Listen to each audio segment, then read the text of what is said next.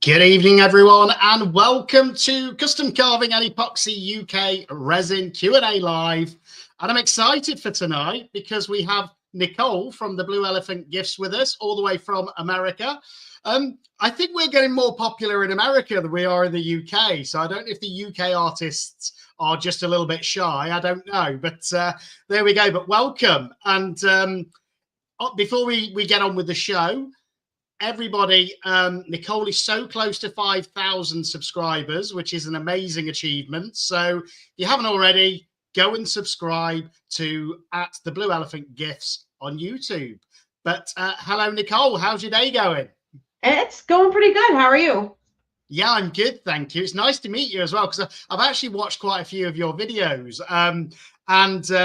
Once we got sort of emailing each other, I was like, that's who you are. I remember the videos, and I remember you from certain videos that I've watched, and some of them are absolutely amazing. I love the fact that you're sometimes quite creative with them as well, the same as I am, where you get an idea in your mind and off you go. Yeah. Yeah, I don't know. When I started, I didn't want to be like everybody else. Like, if you look, it's like a lot of people are doing the same thing. Like, well, the bloom, for instance. Everybody does the bloom. I have yet to do the bloom. I've never done it. And I'm like, I'm not going to do it just because everybody else is doing it. I want to do something different so that maybe somebody might just happen to watch me because it's something other than the bloom or, whatever. Not necessarily just the bloom, but you know what I mean? I think you've got to find what you like and what you like doing. It's as simple as that. And don't get me wrong, the bloom is one of those that I got into quite early. And I love the different techniques you can get with it. But what I always try and do is I keep on trying to come up with different ideas to make it a little bit different than just the standard bloom with the spiral and then they're putting the petals in. But it's amazing what you can do. But again, some of the molds you use as well from InterResin, they're stunning.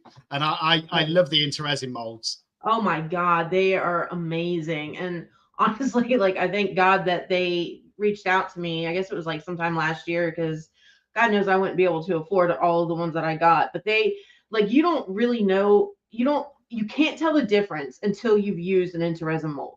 Like, if you're ordering off of Temu, Amazon, Shein, whatever, they're all pretty much the same for the most part, and then you try an InterResin mold and you're like, oh my God, what have I been messing with? Like, this is garbage compared to that. Like, I don't even know if you can make a bad product. Yeah, I was getting, when I first got into it, I did the same as everybody else, where all of my molds were pretty much from Temu or Amazon if I was feeling like I had a little bit more money in the bank that month. But when you start using quality molds, you see the difference and they last a lot longer. 100%. And it's like some of the cheaper ones that I bought from Temu, maybe I'll get 10 to 15 pours out of them. But the InterResin ones I've got, I've probably done 50 and they're still as good as new. So there's a massive difference and it's worth sometimes investing more. The quality is just next level. Like, I'm telling you, I don't think you could do anything and you could pour the most ridiculous colors and it get muddied up and you would still end up with something beautiful. Like, that look gorgeous. Yeah. Molds. It is cool. And actually, I've got so much respect for them since trying to make some of my own molds. And I'm like, it's not as easy as it looks. One of my videos from like when I first started, I attempted, and oh my God, it was the worst. The two that I did were like I did a basket. I got a little wooden Easter basket last year from like the Dollar Tree. And I'm like, I'm gonna make a mold out of this. And it's super thin, just that cheap junk wood. And you're like, it's not gonna take that much silicone. That dollar freaking thing turned into like an $80 mold by the time I was done. And it was awful. It was like 550 pounds because at this point I had no idea what I was doing. It was like the second time I'd even done anything. Like, it is the heaviest mold that you will ever feel. And it's just garbage. It still has like the wood texture in it. And it's awful. It's awful. You learn though. You learn from it. It's the same with resin. You learn as you go. But no, I mean, I don't know if you saw the one where I made my first diamond edge mold. It took me 7 attempts to get it. And I was like, really? And I think part of that was using cheap products off of Temu, don't get me wrong, because that was the biggest issue I had. But it makes you realize how long and how much craftsmanship actually making molds can take. Oh, yeah. And not only So, that, but especially like silicone is no different than resin. Like when you first start getting into it, there's so many different kinds of resin. And until you start, you're like, I don't know what I'm getting. Like yeah. what do I want? I have no idea. I don't know what I And they're all want. I different know in theory hardnesses as what I well, want, aren't but how they? do I figure that out when I'm trying to get the silicone that I want? Like the first one I got, the first silicone I got, it was like this teal silicone and it's sticky. It's like using flex rubber. Have you done Right. that yet? Have you used the Let's Resin flex rubber yet to make the No, squishies? not yet. So it stays sticky. And I'm like, how can I do anything with this when I can't even like handle the mold that I made because it's freaking sticking to Sticky. everything.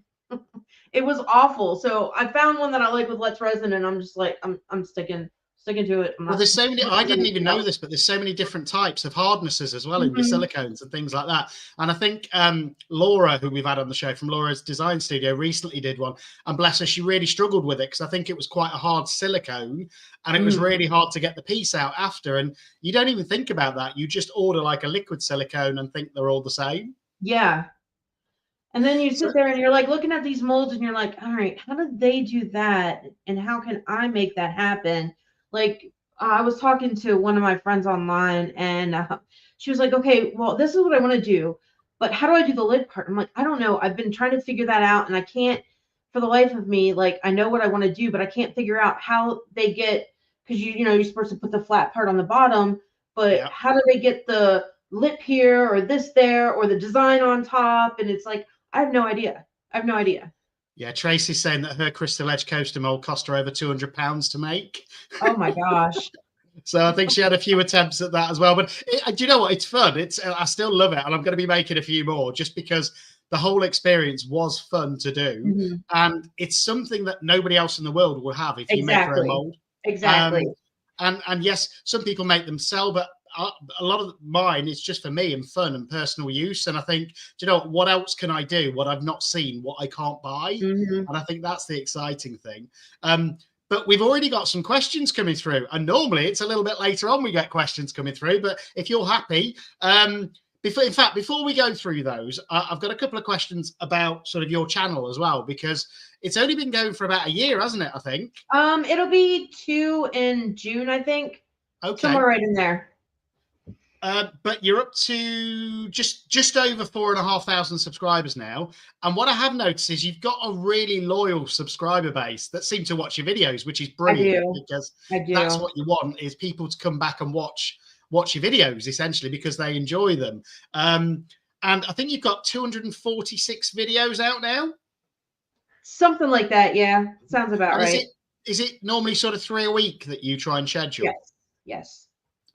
And I also had a look. Your biggest video's got over 10K views now, I think, which is it the Diamond Dots meet resin? That one, and I think I want I to think that say there's went pretty the much viral. butterfly one was like somewhere around 15,000. Yeah. Yeah. So what was different about those videos from your perspective? Was there anything different to your normal ones as to why they get more views?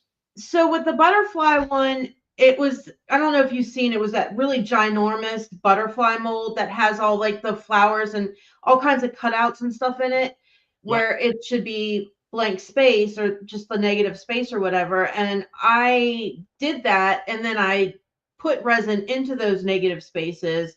And then I don't remember if I glued it or if I used UV resin and actually made it come out like a 3D piece Yeah. and kind of folded the butterfly wings up so that it kind of looks like it's hanging, like it's flying. So that one, I just kind of used the negative spaces that you weren't supposed to use in the mold. And the other one, at that time, I didn't see anyone that had a video out that was diamond dots and resin. Yeah. So I kind of took an opportunity on that. I mean, I could have missed somebody, but when I initially searched for it, I didn't really see anything. Well, that's the thing. Do you know what? And there's that many of us now on YouTube. It's possible that you could come up with the same idea as somebody else. We had this conversation a few weeks ago. Mhm. So it's not that you're copying. It's just that sometimes if somebody has done a video, you can't possibly watch thousands of other creators' Right. videos every week. And it's Right. amazing how we sometimes have the same ideas. So there was a Froggy Friday the other week where literally 6 people put wings on a frog and they hadn't talked about it. They just decided to put wings on a frog. Um, And I think that's one of the things I love is how as creative people in the resin community, we start thinking the same ideas without even knowing it. Yeah. But it's amazing. And I think that's what keeps me coming back every week. It's the community, you know, there's no other community like it, I don't think, where I don't think so either. Everybody wants to support each other. Everybody wants to help each other. It's not about somebody wants to get all the views or anything like that. It's about us all helping each other and advising each other. And it works really well in this community. Absolutely. And it's great that I know if I have a question, I can ask, whoever, and especially in the Discord group. I mean, I'm not on there a whole lot because I'm a recluse, but but I do jump on. You're not on now. You're on camera. That's it. Yeah, I know. this was my husband's been trying to get me to do this for 2 years now. Oh. But we finally got there, so that's good. But no, you can ask questions, and if anyone's done it before, they don't have. It's not like, oh, some top secret I can't share with you because you're going to copy my idea. No, even if I see somebody like Michelle from Glitz and Glitter did the little night lights. I don't know if you've seen it. Like, yeah, the plug-in ones. Yeah. And I thought that was amazing. And I had so much fun doing it. But you take an idea and then you expand on it and you make it into something that's your own. And then if somebody builds on from there, well, then you've got this like whole amazing thing that not one person necessarily would have thought of on their own. Just all these collective bits that you pick up from this person or that person or whatever. It's amazing. And it's like that piece that we were talking about briefly before we started the live that I've recently seen you do. That was the big Let's Resin mold with the flowers, and you used the resin in the eco pour. I saw that you used, I think, a technique that you saw in a fluid art video, which was putting the metallic inks in and just pouring it. Which again, I've not seen before, but I'm playing around with metallics at the minute, so I might start trying those. I did my first dragon with the metallics, that's cool. Which was actually a cake topper. Look at how thin that is. Oh, wow. And and there was no bubbles in it, so I was really happy with that. That's beautiful. My favorite piece of the week. But one more question before I go into all the questions that are coming through from chat, and we're getting quite a few. Where did the name come from? So I love elephants. Love them. Always have. It's like my absolute favorite animal. So I was like, well, whatever I do, elephant's going to be in the name. And then I was like, all right, well, the white elephant it's a cool name, whatever, but I don't know if you guys do like white elephant gifts or party or whatever it is at Christmas time, if you've ever heard of that. I've not heard of that, actually.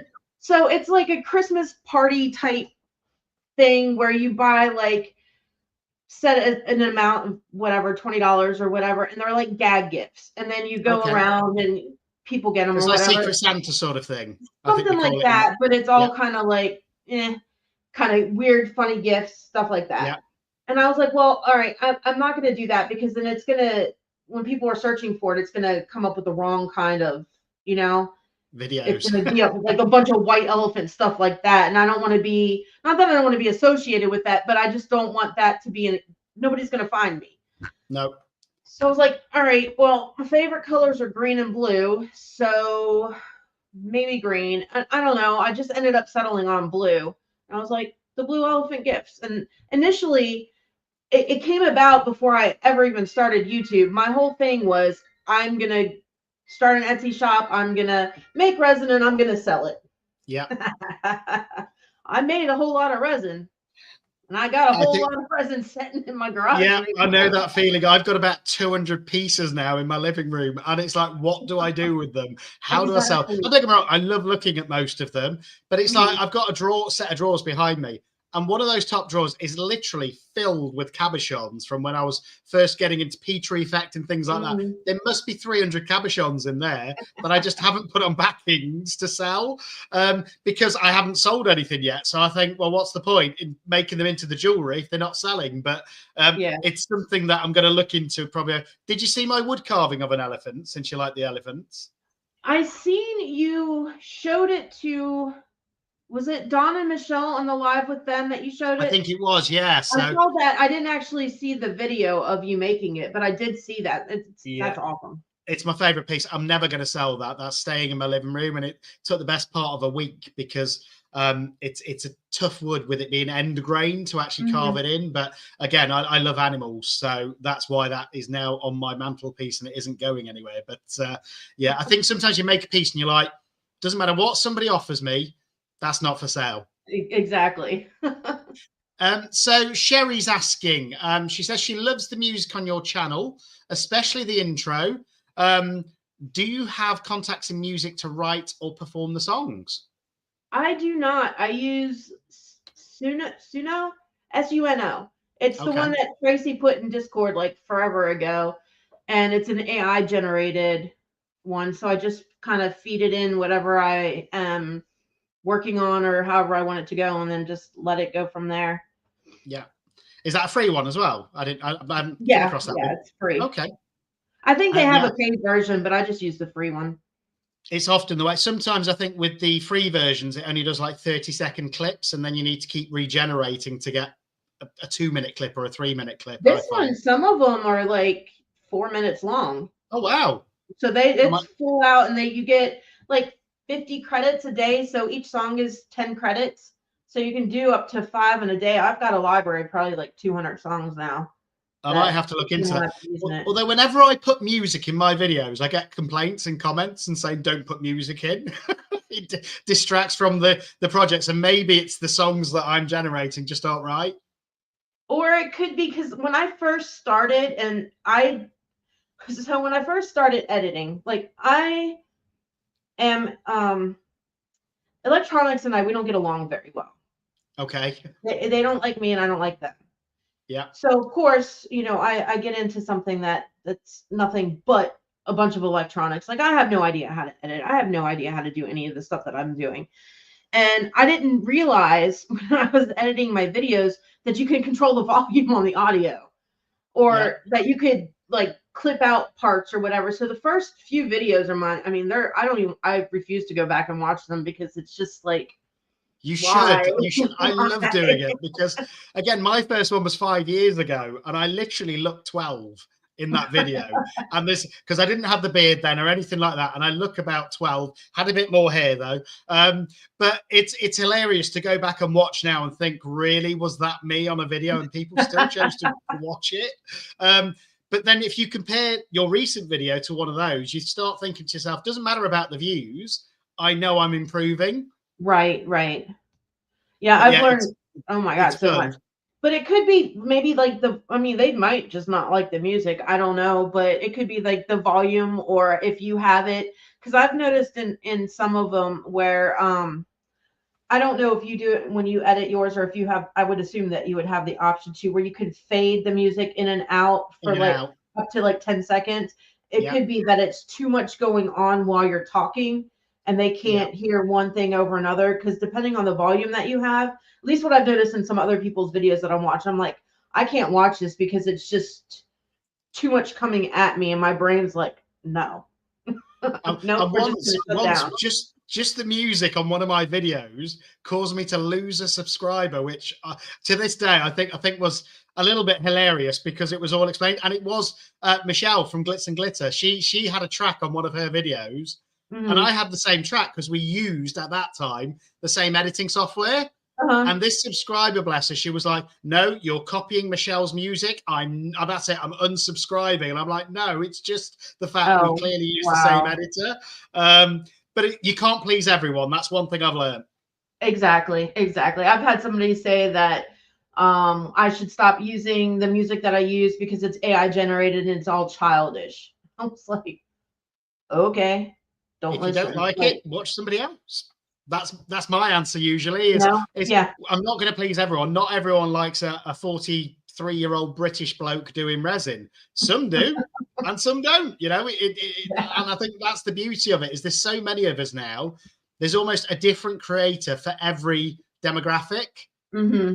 I don't think there's one for the young sort of teens to 20-year-olds yet, though.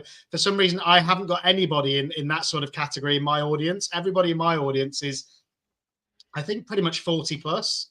Yeah, that's pretty much mine too. I don't even think I've gotten like any views from anyone in there, like probably below 35. Yeah. Like it's all zeros.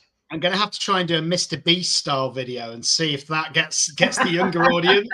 Just those 10-second clips. Might work. Lula from Nerd Goblin Art is asking what got you into resin.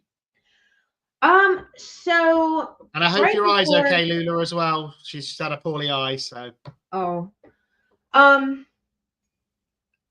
About 4 months before I even started thinking about resin, I had quit working for the job that I worked for like 15 years. And I sat there, and it was like right before Christmas time. It was, I think, like September, October, something like that, that I had quit working. And I talked to my husband, and it was like, at first I was like, well, let me just take a couple weeks off and then I'll start looking for another job. And then it was like, well, I've worked the last 20 years and I have not had a holiday season off in 20 years. Wow. And I worked in retail. It was like the first 5 were like a restaurant, and then the last 15 were Walmart. And people are evil. So I was like, I really don't want to work. I just want one holiday. One entire holiday season where I don't have to deal with any ignorant people. That's all I want. And then come January, the time came and went, whatever. Then I started thinking, and he's like, well, what are you going to do? I was like, I don't know. And we just happened, how Facebook has like the river pour tables and all of that stuff. And I've always been mesmerized by it. Like, I'm like, that is like one of the coolest things ever. I don't woodwork. I don't do resin. I don't do any of that stuff. I don't have the space for any of that stuff. So I'm like, nah. But he was showing me something. I was like, man, I would really, really, really love to do that. Yeah. And he's like, so why don't you? I was like, I don't know how to do that. He's like, you're at home all day long. Yeah. You have a TV. You have YouTube. And at this point, I had never even watched YouTube before. Like, wow. Ever. And I'm like, my kids watch it, and they watch like Markiplier and all these gaming people. And I'm like, you think I'm going to find something on there? Did you see what the stuff that our kids watch? Like, really? He's like, go on there and watch. So I started watching Julie from Pouring Your Heart Out, and Claire, and I think Steve McDonald was one of the ones that I started watching at the beginning too, and a few others. And I was like, okay, well, this doesn't seem quite as hard. So I did nothing, literally nothing, but for 8 hours a day for like the first 3 months, sat and watched every video I could find of everything, just learning how to do it before I went out and bought it. Because I mean, it's not cheap, let's be real. And when you go out, it's like, it's not like I can just go spend $50 or $60 on resin and that's all I need. No, you need 100 million other things to go along with it. Molds, micas, everything. Like, all right, now we're talking like, $500-600 worth of stuff, because I go big or go home. Yeah. And then I finally started getting into it, and I got into it doing jewelry at first, trying the alcohol ink, the Petri effect, because God knows they make it look easy. I still can't do it.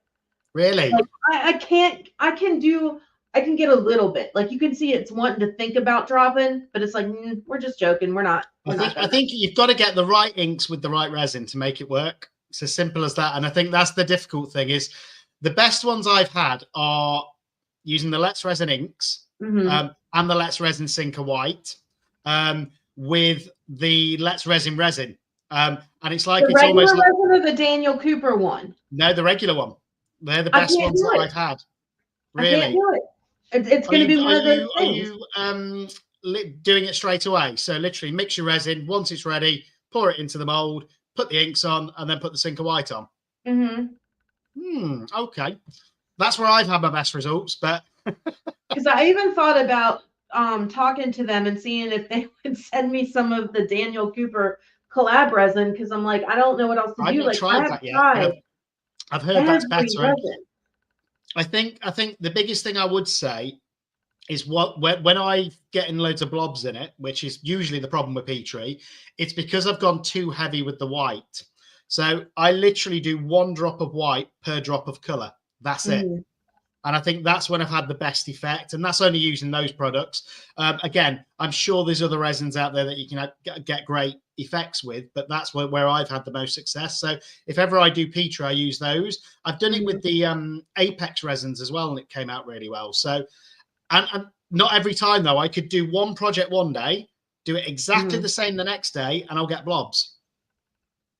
I could probably use an entire bottle of white and it would not sink at all. Like I'm telling you, I don't need to worry about blobs because it won't leave the surface. Really? It's there. See, I've never had Yeah, that so problem. weird. It's always sank. Are you using the normal white sinker as well from Let's Resin? Are you shaking it? Yep.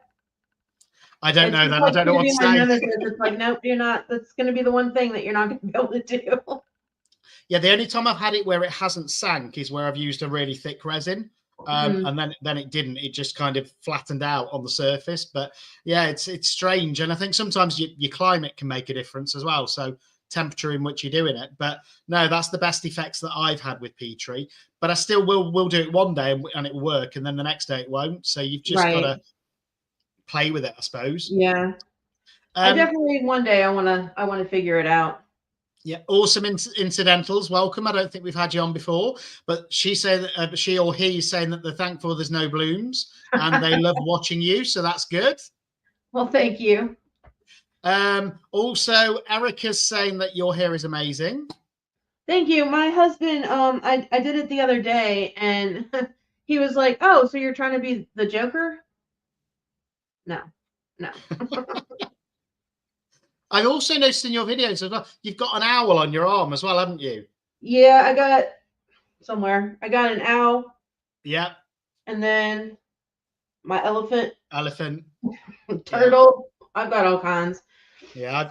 Sometimes you see my eye in mine, which is a memorial one that I had for my sister. Who I lost. So, but yeah, I think, you know, it's always, if I see one of your videos pop up and I've missed the intro, that's how I know it's you. Yeah, the owl is actually, it's from my grandma because she passed away a few years ago, and she had owls like all over her kitchen. She loved them. So what's your, I've noticed as well recently, and this is your chance to plug it as well, but I noticed you've launched some merch as well on the channel. I have actually, and I got my shirt in yesterday, so I'm super excited. Yeah, I've been toying with the idea for like the last year, and I finally decided to get up off my ass and do something with it. And so I went out and I created a bunch of different designs and whatever, and finally pulled the plug and launched it. So have you had any sales yet? I have. The first day I sold 5 pieces. So wow, really, well done. Excited. Yeah. Because I don't know if that's how you're doing it, but I tried it once because before I was into resin, I used to be into Web3 and cryptocurrency and NFTs and that sort of space. And I launched my own, it was like a print on demand store where I did all the artwork and the designs and put them on there. And I had 3 sales in the first week, and then that was it for a year. So, and I kept, every week I was updating the designs, and in the end there was like 200 designs on there, and I'd sold 3 pieces. So in the end I was like, nah, I'm not doing that anymore. I was honestly, I was quite surprised that I sold any. I really, you know, I don't know. Even when I first started the channel, like, I don't even know why I did it. Like, I like to learn and I like to teach and help people and create and whatever. And I thought, okay, well, you know, all these other people are doing it. I could probably do it too. But honestly, like, I hate being on camera. I hate being in pictures. I don't like talking in front of people. Like, so I'm literally, and I don't like electronics. So literally I am doing the epitome of everything that I hate. And I had to like force myself to put that first video out. And it was just like a short of something that my aunt had wanted me to do, some coasters or something like that. And I was like, if I don't put this out, I'm never going to put anything out. But if once I do it, I know myself, like I'm not going to fail. Like I refuse to fail. So it's not an option for me. So once I put it out there, then that's it. I've got to go.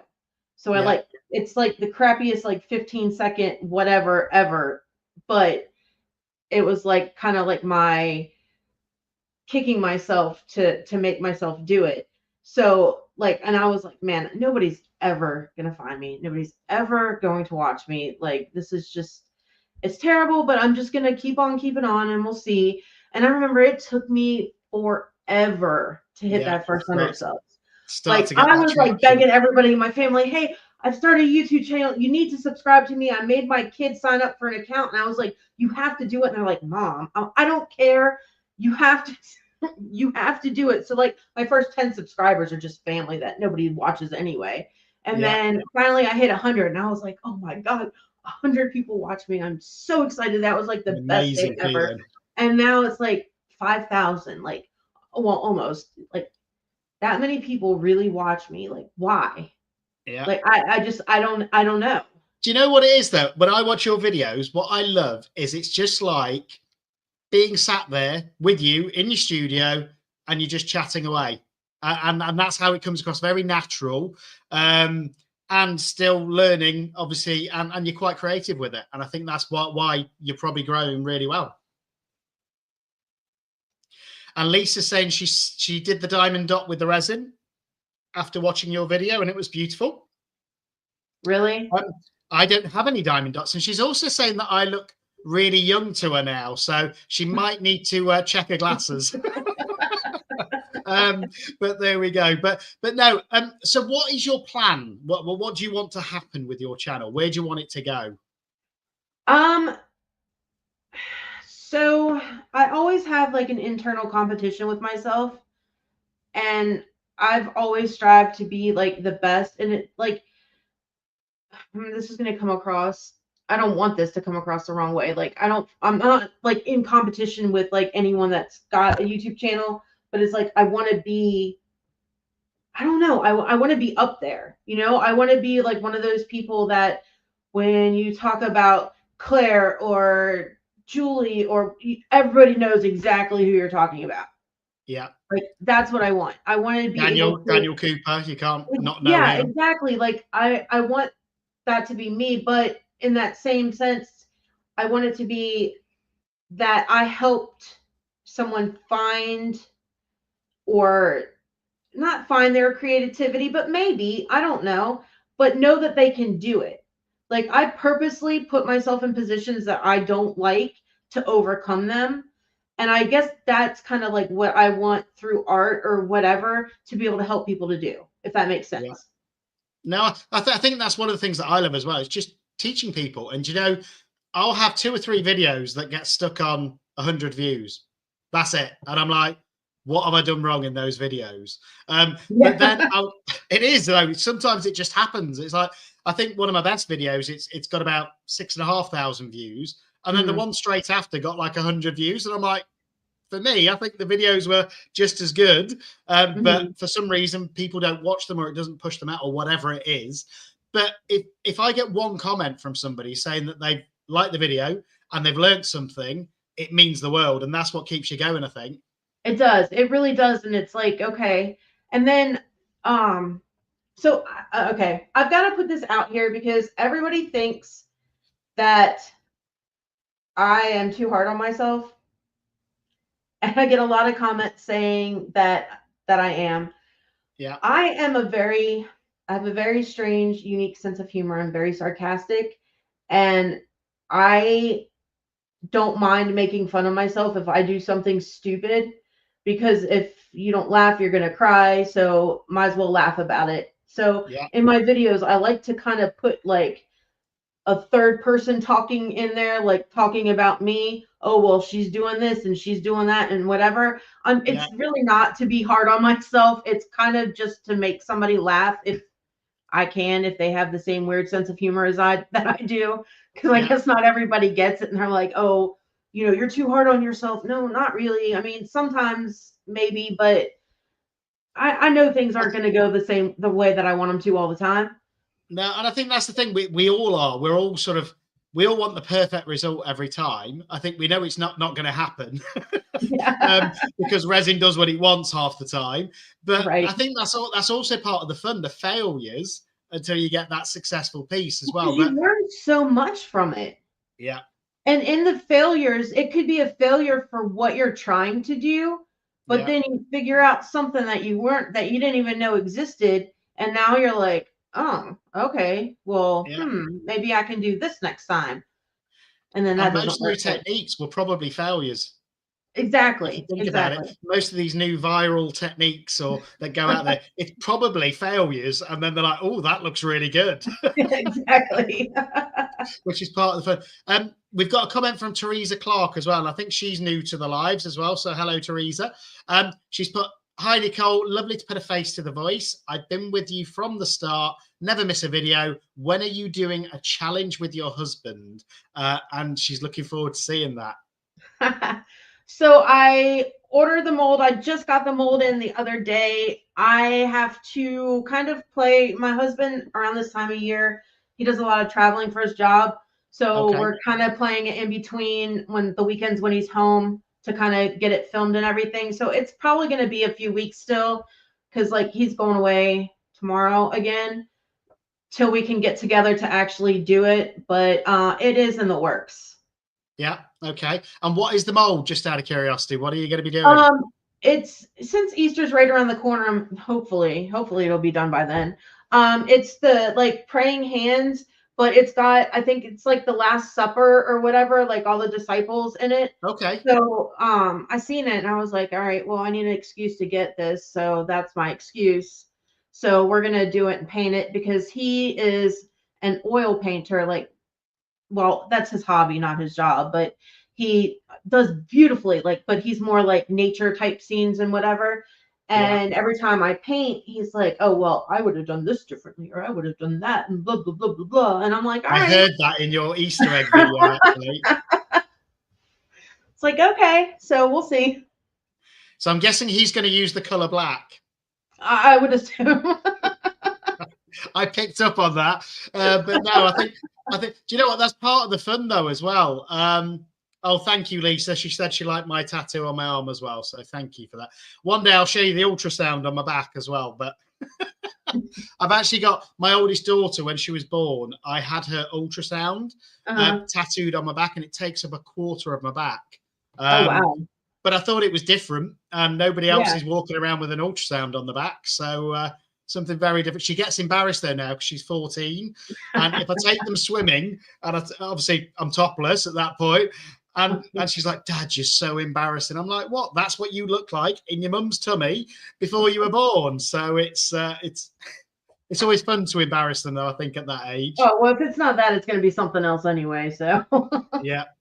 I think with ink though, for me, it's got to be something I'm into or something that's got meaning. On my upper body, on my lower body, my legs are a mess. I just they're what I call my junk legs, where I'll get random stuff tattooed on it just because I want a tattoo. Yeah, my husband and I was the one that got him first. And we started out like later in life getting tattoos. You know, most everyone's getting them like when they're teenagers into their 20s. We're like, yeah, we're going to wait until we're like 35, 40, and that's when we're going to go for it. You know, right when our skin is at its unoptimal point. So, you know, you shouldn't be getting them anymore, but that's what we're going to do. And so all of mine have some type of meaning behind it to me. Yeah. And then my husband, he's got like just his arms done. And he's got one arm. He's like, well, this is the mistake arm and this is the good arm. So now anything that I'm not sure, it's going to go on the mistake arm because it was like all the tattoos that he got on that arm just turned out just like crap. So he was just like, nah. Just get a full black cover up. I've said to my girls, when I pass away, the amount I've paid for my ink, I want them to preserve it somehow. Whether they'll be able to get somebody to do it, I don't know. But you don't realize how expensive they are to get done by a good artist. My God. But I think I've said to them, I want them preserving. Maybe put them in resin or something and then have them on display. That was my dad.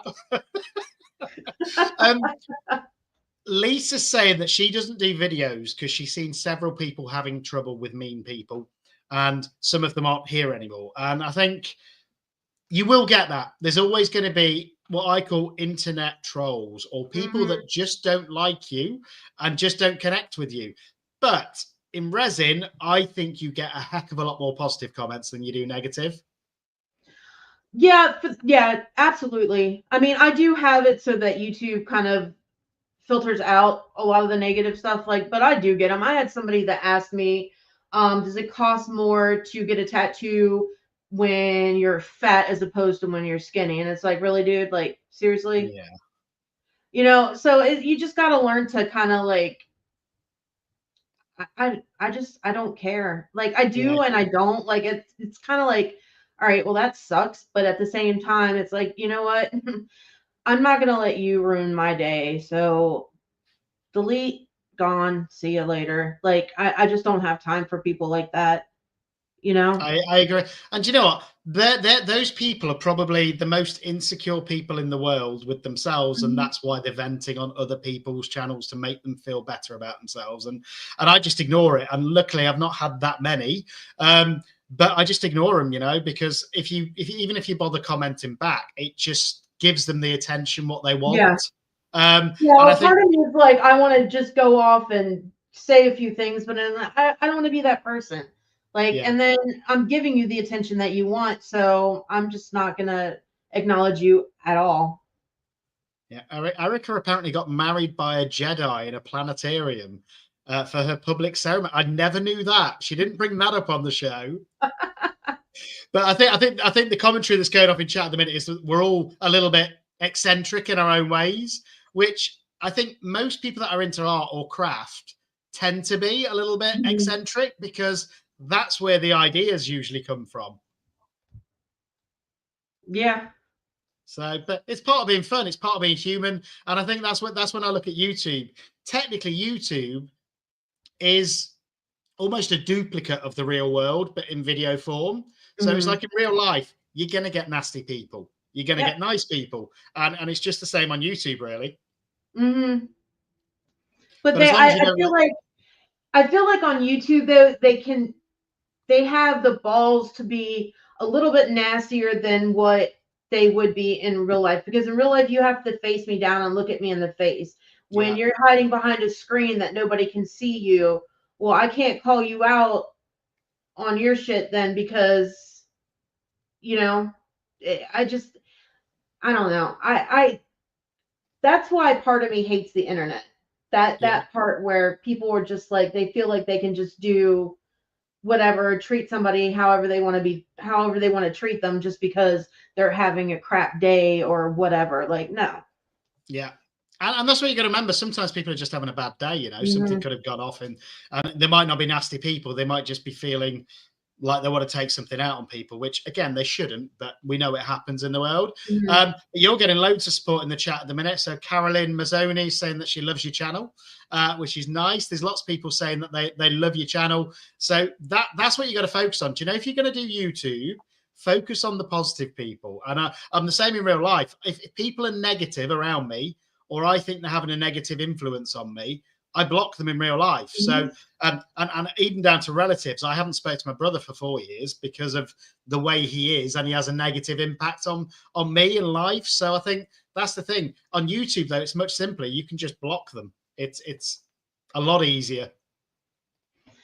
You're absolutely right, because life is hard enough with things that are outside of our control to deal with a lot of this stuff. Yeah, So if I have the ability to control who I'm bringing into my life and letting them stay there, and the effects that they're going to have on me, yeah, then I don't need the negativity. I don't need I don't need any of that. I don't need yeah, the people, the woe is me. Like, no, no.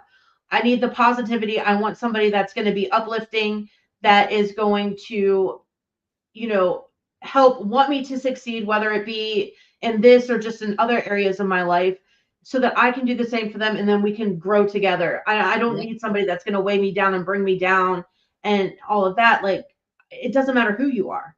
If yeah. you're not good for me, if you're not good for my family, then I don't need you. Yeah, no, I couldn't agree more. And I think you've probably heard me say it in this space a lot, but it's about growing together, and that's the same in life. If you surround yourself with positive people who want you to do well, you're going to do Mhm. well. If you surround yourself with negative people who want to put you down all the time, guess what? You're not going to do well. And mentally, it's going to have an impact. So, again, Exactly. but and it sounds simpler than it is, but as soon as you make that choice in your head, as soon as somebody starts being given a negative influence, or I call them mood hoovers, but we've all had those friends who Mm-hmm. literally you can be in a great mood, you start talking to them, and all of a sudden your day's ruined. Right? They just And I walk think, into a room and everything's like, zoom, and you're yeah, like, oh, okay. No. but again, that happens if it, and obviously if there's a genuine reason, it's different. But if Right. they do that all the time, then just get rid. Is my advice, because you'll Mm-hmm. feel better for it.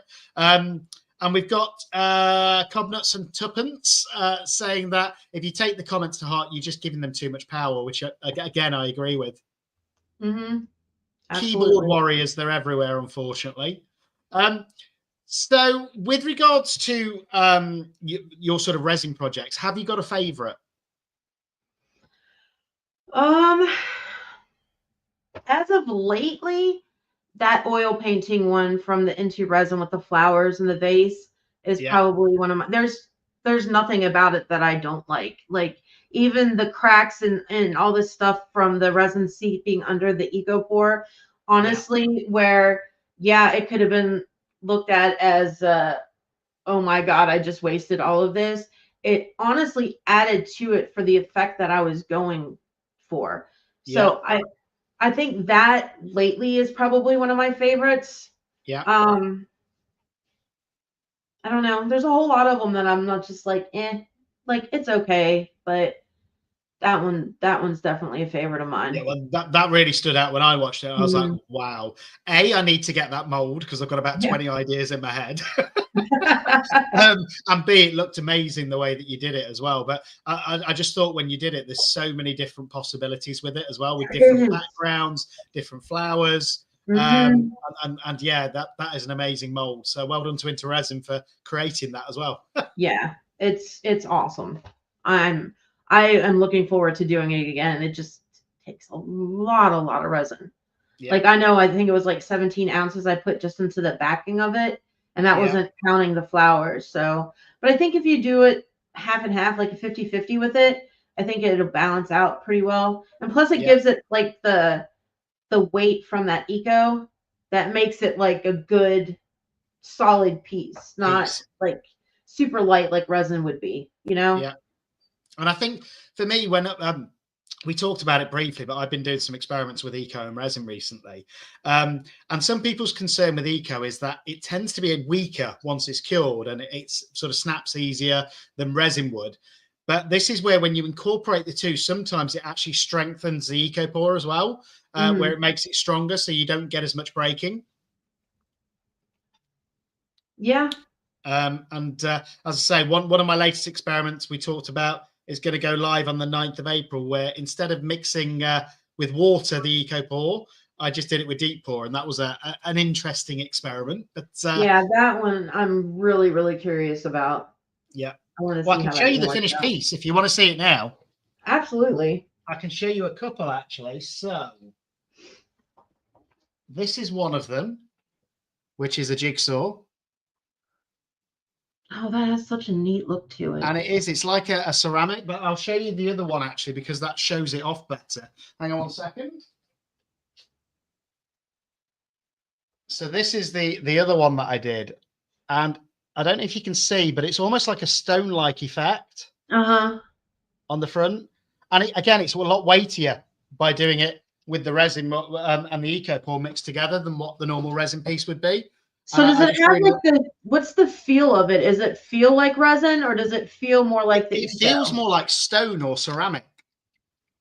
That's so cool. So it was a really interesting, and again, that was just me playing around, and I Mm. thought, what can I do different? But it feels like stone, and it's obviously solid, so I'm not worried about this breaking like sometimes eco Right. pour would. Right. But because it's mixed with deep pour resin rather than the water, it's so strong as well, which is what one of the other things that I really liked about it.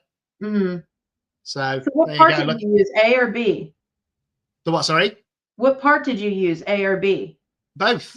For So you I oh mixed you up some deep pour. I deliberately used deep pour because it's thinner, and I thought mm. that's similar to water. So I mixed it first, the resin, so the A and the B together, and then just added And the then just eco pour added it powder to to it. it. Yeah, Gotcha. with some alcohol ink, and then I dotted different alcohol inks around the molds. That's So so yeah, cool. very different. But back to you and your channel rather than me and mine. So, I mean, what's the plan? Obviously, when you, I presume you want to get to 5,000 as quickly as possible. Yes. Yes. Are you doing a giveaway or anything like that when you hit 5,000? See, I really, really want to, but the one thing that kind of worries me a little, like I don't want to make it so that it's only US people and it's not worldwide or whatever. I have a lot of people that are over on your side of the pond and whatever, and I'm just worried that like shipping is going to be astronomical. Somebody suggested something to me the other week, which actually, if you're thinking about doing it, just do a $10 Amazon gift card for whatever country they're in. No postage that way. That's an idea. I thought Because about then you reaching just out send to them the West code and they Resin and can use seeing it. if they would be interested in supplying anything for a giveaway for it, just to Yeah. see.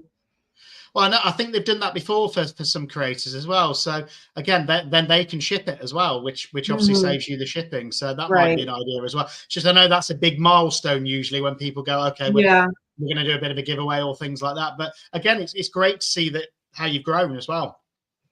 Yeah, it's I can't wrap my head around it most days. I'm just like I don't know. It's crazy. It's the same as me. I mean, I'm just a normal bloke in England, sat in my living room, and it's amazing to me that every Tuesday we get a good 30 to 60 people on these lives just wanting to meet new creators. And that's the whole idea of this channel is like people like yourself. We might see your hands in the videos and maybe the tattoo, but now they get to know the real you. And I think that's the nice thing is we become almost more of a community because we get to know each other. And I think it's something that only Resin really as a community, it's the only place I've experienced that really, where people actually want to get to know you. It's not just, oh, we want to see your next art project or how did you do that? Tell me how you do it. They actually want to know the person behind it. Yeah, which is crazy. I'm like, what's there to know? I'm such a boring person. Like I don't do anything. Even my husband's like, you don't talk. I'm like, what do I have to talk about? Like I do my thing and that's it. Like there's not a lot. At least that's how I feel anyway. You know, like I don't know. But it's really opened my eyes because the one thing that I know, like, and I'm sure it's with everybody, like you get so into your own little bubble, you're like your own little world that you're like, all right, well, this is my reality and it's just this one space here, of 20 square miles or whatever, and that's it, and this is how we do things, and this is this and whatever. And then you do something like YouTube, and now all of a sudden you have got people in Australia and Scotland and all these places, and they're like, you're talking to all these amazing, amazing people. And it's like, one, it opens your eyes to just how big everything really is. And two, it's like, it's amazing getting to know like tidbits from the people that I talk to about like different things that maybe they celebrate over there differently than how we do, or just whatever. Because you start thinking that your way not is the only way, but when you're involved in yourself and not in other people, like you have no idea how everybody else does stuff. Yeah. And you don't really sit back and think about it until somebody says something. You're like, oh wow, like that's different really, cultures really as cool. well, isn't it? It's amazing. Exactly. It's so cool, and there's so many beautiful, just wonderful people that have subscribed to me and comment on my channel all the time. And like, a lot of people are like, oh, the comments, whatever. These comments, like, you guys don't understand. Like, they really make my day. Like, I love them so much. I look forward to them. Like, it's just like, you guys out there in YouTube land have no idea. Like, you guys are wonderful, wonderful, beautiful people. And I think it makes all the difference, like you say. And I look forward to every morning when I get up. First thing I do is check what comments I've had on the videos and things like that, because it puts a smile on my face. And I've probably got, and I shouldn't admit this on live YouTube, but I've probably got more friends in the resin community, in the resin world, than I have in real life. Yeah. And what's going to be really amazing is I'm really hoping over the next few years to actually meet more people in real life as well. So Tracy from Mini Scene, she's got another channel where it's all about, I think, growing YouTube channels and things like that. And I think over the next month, we've arranged that we're going to meet up and she's going to do a bit of an interview with regards to something that happened to me and YouTube and things like that. So again, actually meeting people is where I think it'd be amazing. And I'm trying to see if in the summer at some point in the UK, we could do a UK meetup or something like that. And then I'm sure in the States, with every different state, there's probably a huge resin community in every state. And actually YouTube can be a good way to, I suppose, tap into that as well and say, well, actually, let's all just meet up and have a laugh one weekend. Yeah. My goal one year, it's not going to be anytime soon because it's going to be quite a bit of money and YouTube's got to pay me enough to be able to afford it. I want to go to Maker Central. Like, I want to go to Maker Central so bad. You have no idea. Like, that would just be in the amazing. UK in May. You mean that one? Yeah, over there. Absolutely. Yeah, I'm still weighing up whether or not to go this year because there's a lot of creators that I would want to see from the resin world that aren't going. And don't get me wrong, there's a few that I do want to see, but and again, I'm into my woodwork as well, so I probably would enjoy the whole thing. But I think there's quite a few that I was hoping would be going that I've learned since aren't going. So it's just weighing it up whether it's worth the money, because even for me, being based in the UK, I'm going to probably have to pay for parking, get a hotel. It's not cheap. And as you just mentioned there, I don't know if people think we make a fortune from doing YouTube videos, but really AdSense isn't a lot. I think I average about £50 a month, if that, which doesn't cover the cost of the resin. No. Yeah, so, maybe for like pouring your heart out, and those that have like 500, 600,000 subscribers, or 1 million subscribers, but yeah, no. But yeah, I think it's one of those things where I think and just to go back actually, because Starcraft was saying that she's a bit concerned about doing YouTube videos for things like that. What would you say to somebody that's just starting their sort of channel out, that is a bit panicky, a bit like you about coming on camera, I suppose, but they're actually that fearful of actually just starting and doing a video? What advice would you give them? So my first advice would be have a backlog of, like, depending on how often you think you're going to post videos, because consistency is probably one of the best things, is being consistent to get with the algorithm and all of that. But if you're going to do 3 videos a week, like I am, which is not easy, then I would highly recommend having at least 3 weeks worth of videos backlogged, ready to go. Because let me tell you that I am like the world's worst procrastinator, and I struggle to get the 3 videos done a week because I have no backlog. Like, if I don't get something done tomorrow, there will be no video for Thursday. Right. Like, I may have bits and pieces here and there started, but I'm usually, like, when you're seeing a video go out, it's because I just finished it. Yeah. So have yourself a backlog so that if something happens, you have some breathing space, because it can be stressful. And then secondly, just do it. Yeah. Just do it. Couldn't agree more. And actually, a few weeks, well, probably a month or so, January time, I had flu. And it was really bad flu. It's the worst I've ever had. I was literally in bed for a week. And I was so grateful that the month before I'd got on top of all of my videos. And it's like you asked if that video's gone live yet. And I was like, no, not till the 9th of April, because I've managed to get almost a month ahead. That means I don't need to panic. Or if something comes up in my personal life, let's say I get a date or something off of Tinder, then I don't have to worry about doing a video. I can say, okay, that's fine. I don't need to worry about it because it's there. And I think that's also where it gives you that peace of mind, that if something happens, you haven't got to drop everything for the YouTube channel as well, because let's be honest, real life is important as well as YouTube life, and it's balancing the two. And I'm telling you, if you miss a couple uploads, like, that can it can take a minute to get back to where you were before. Like, it's stressful. So I would definitely have some And one day I'll follow my own advice and get myself ahead. I say this every week. One day it'll happen, Yeah. and actually have that to where I can breathe, or I can take a day off, because I literally am working 7 days a week. And for Right. someone Yeah. with no job, that's insane, because this Yeah. is all I do.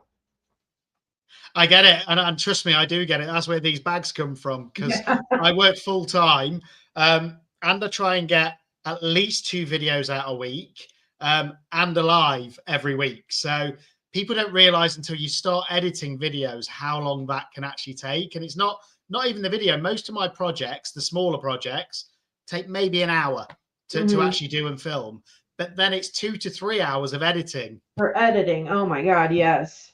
And then, like, well, you don't do voiceovers on yours, right? You talk through it. I do it as I do it instead of doing the. I Yeah. don't like my voice on the voiceovers. I think it sounds weird. So I can't do that. I won't remember to talk. Like, I get so in my zone doing it that I can't do the talking, while, which would save me a lot of time, because after I edit the whole thing, then I need to voice over the whole thing, and then I need to edit the voiceover part, and then wait 100 years for my computer to decide to upload it. Like, it's like a whole thing, and it's a lot of work. It's a Yeah. lot of work. And especially if you're doing the voiceover, because it's twice as long, isn't it? Mm-hmm. You've got to edit the whole video and watch it. Then you've got to put the voiceover over the top. Then watch it again to make sure it all. I don't watch it after. I edit, and hopefully I can remember what's happening. And then that's why sometimes I'll be like, oh, I'm doing this. Oh, wait, no, I'm not. And it's like, I'm getting to the point now where I don't even care. I'm just going to leave it in. Like, Yeah. you know. But that's the thing. And you know what? Sometimes it's quite funny if you leave the outtakes in and stuff like that. It's like where you suddenly make a mistake and things like that. I've done it in some of my first Bloom videos where, do you know, the piping bags and stuff like that? I've gone to clean up my space afterwards and dropped the piping bag in the Bloom and things like that. But do you know, I think that adds to the entertainment. Yeah. But we've gone past the hour. Can you believe it? It doesn't feel like it. Has anybody in chat got any more questions over the next 5 or 10 minutes? That's your warning to put any more questions that you might have in chat before I cut us off, because I'll need to get some sleep before work tomorrow. But yeah, I think, do you know what? You're a great example, though, of somebody that's just got on with it, started a channel, been consistent with the videos, and that's why you're getting the growth. And again, I think your personality comes through on the videos as well, which is why people warm to you and keep coming back and watching, which is brilliant. Well, thank you. Laura's asking what state you're in. Virginia. One of my favorite tobaccos, Golden Virginia. But yeah, I'm not that familiar with all of the states in the US, so I probably couldn't tell you where it is. Is it on the coast somewhere? On the East Coast. East Coast. Yeah. There's a lot of people saying that they would love to do a meetup at some point.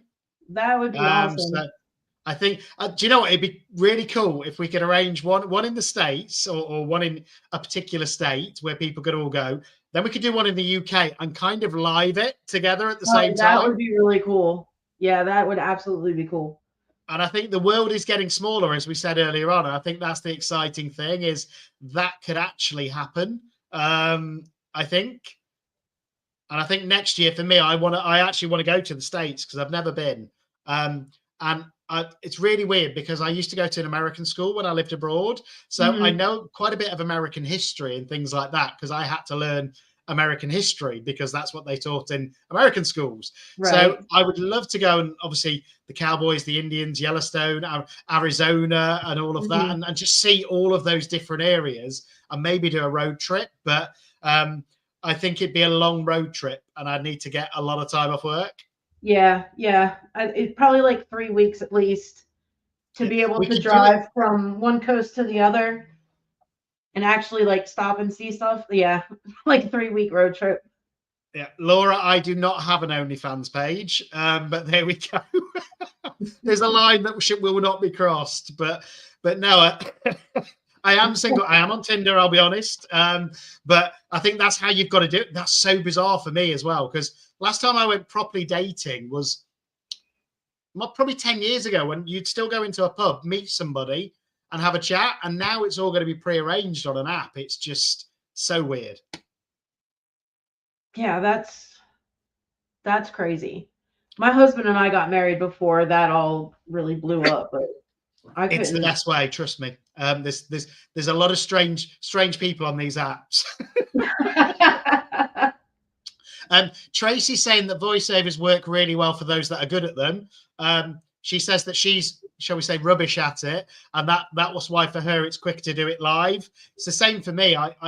I can't think of what to do in a voiceover, but I can think when I'm doing it live. It's so strange.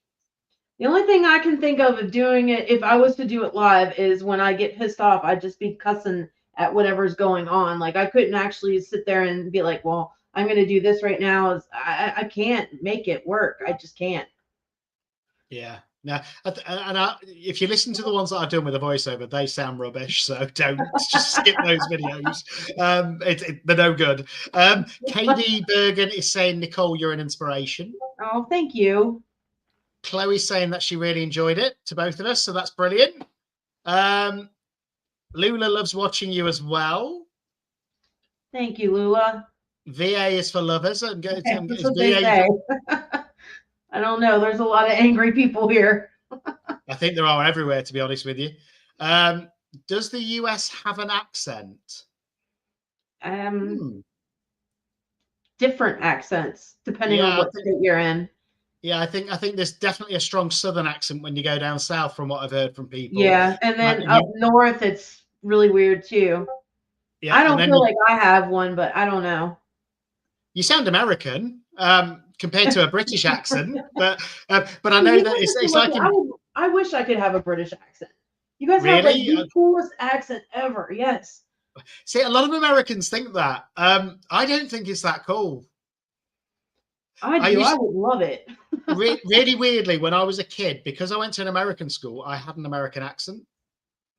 I just absorbed it. And then when I came back to the UK, it went. So I've experienced both, I suppose, with that. And I think I preferred the American one. That's kind of cool. Look, I like it so much that I have Siri on my phone. She's probably going to listen to me now. And I have her with a British accent. And I swear to God, every time she talks, it makes me smile. No, that's cool. Again, I love like the Australian accent as well. I think that's so unique. But again, I view the States a bit like the UK. So you can go to like lots of different parts of the UK and there's very different accents. It's like you go to Liverpool, you've got sort of more of a Scouse accent. Manchester's got more of a Manchester accent. Obviously, Scotland is Scottish, so that's very different. Ireland, and that's the same way that I view the States. But obviously, it's a lot bigger. So you've got a lot of different, smaller sort of local accents, I think. Yeah. Tracy's just saying that I think she's just doing a prompt for her live tomorrow at 8 o'clock, where we're going to be talking about why YouTube promotions can kill and damage your channel. Serious topic. And yeah, just don't do it, is my advice. If you're watching this back, you get an email from YouTube promotions, don't do it. I was getting, just to put things into context, and we're going to go into this in a lot more detail tomorrow, but when I had half of the subscribers I have now, I was getting 3 times the views. And that is largely down to YouTube promotions. So they sent me one of those emails saying, do you want to try promotions? And I was like, yeah, why not? Let's try it. And they're all bots. They're all fake subscribers. And what that does to the algorithm is when it sends your video out to your subscribers, the bots don't watch it, so it doesn't push it out anymore. Oh. So that's a bit of advice for anyone new starting a channel. Just don't do it. It's not worth it. Learned a big lesson there, but I'm still going to persist with this channel and hopefully get it back on track. But my problem is I've got about 2,000 fake bots as subscribers. So it affects the algorithm. But I don't think that doesn't really matter as far as like once you, because you're just like really starting to get it going again, right? If I was listening correctly. So I think that once you get that kind of, once you're doing it consistently for, you know, maybe the next couple of months or whatever, those 2,000 bots aren't going to matter. I really don't think it's the subscribers that matter as far as for YouTube pushing it out there, as much as the people clicking on your content and them wanting to watch it. So I think I think it'll probably correct itself. there's an element of both. So to put things into context, I've been really pushing this channel for about 6 months. Probably a month and a half into that is when I did the YouTube promotion, and my subscribers grew massively, but then it went down because the way that I'm led to believe it works, and it depends which creator you listen to, which YouTube guru, is YouTube decides how big an audience to send your video out to based on that initial view time from your subscribers. So how many of the subscribers click it to at least view it? Now, if they're bots or not real, they're not going to click it. So the percentages come down. So it sends it almost to a smaller audience. So interestingly, on my channel now, guess what percentage of views I get from subscribers? Like 40%, 50%? 80. Really? 80%. And I'm going to share that tomorrow as well. So I'm actually going to get some pictures. And that shows me what's happened over a period of time. Is I've got my regular subscribers now, which are growing month on month. So I'm probably getting anywhere between 200 and 300 new subscribers a month, which is brilliant because they're watching it. But because I've got that backlog of fake ones from those promotions, it doesn't put the percentages the right way round for every new video. So I think the same people are watching it month in, month out.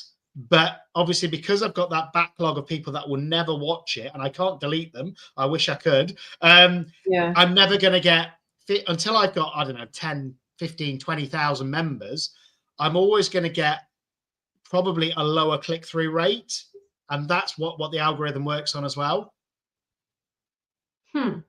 So, but it's just an interesting fact. And again, if you're very close to getting those 1,000 subscribers or 4,000 hours watch time, just don't do it. Just do it organically. Grow it normally. Comment in other people's videos as well. Things like that. That can attract people. But or get on a live like this, and hopefully you'll get more subscribers. But you know what? That's one of the things I love about this as well. And this is what I've said to anybody out there. If you've got a channel, I don't care if you've got 1 subscriber or 1 million subscribers, I would still love to get you on this channel to support you and support your growth, because that's what I love is some of the smaller channels have actually seen an influx of subscribers because they can go back and watch these lives and then they get to know the person. Well, not just that, but because you're more out there than, you know, some of the smaller channels or whatever, then if it's a brand new channel, nobody knows you exist. You're not getting pushed out there for the people. So if they see them on your channel, then now you're bringing into a whole new audience, which then in turn is going to have them push their channel out there more. Yeah. You know? Well, I think my United States audience is growing recently because I've had more guests from the US, which is great. I think I've had a few more from Australia as well since we did that one the other week as well. So, and that was from Tasmania, but I seem to be getting a few more from Australia from that. And do you know what would be really cool? If we got a creator from every country in the world over the next couple of years on the channel. That would be awesome. That's one of my goals. I really want to make it happen. Just because I think it'd be amazing to look back on the playlist and say, do you know what? That's that country ticked off, that country ticked off. Because I think resin is done everywhere. I think it's worldwide. Yeah, probably. Oh, we've got a question. In fact, Blossy B, there we go, was just talking about Tasmania. Nicole, you always make her feel like she's crafting with a friend. Do you have real life crafting friends? My only friend is my husband in real life. So no. Okay. It's a good friend to have, to be fair. Yes. I'm sure at times you're not friends as well. You order too much stuff off Temu or something like that. That's why it's always has been here every day this week. Yeah, it's not just me ordering stuff. See, that's the benefit for me of being single at the minute. Nobody can moan about how much time I spend on the resin, how much money I spend on resin, which is probably the 2 most popular arguments I would think for couples. But I don't think there's any more questions in chat. So it's been brilliant having you on, as always. And if people haven't, if you're watching this back like a lot of people do, then please go and subscribe to both channels. Everybody in chat, if you can give it a thumbs up as well to give it a bit of a boost. And then hopefully we can get it out there to more people. And keep watching both channels, you know, because I'm excited to see where every channel goes.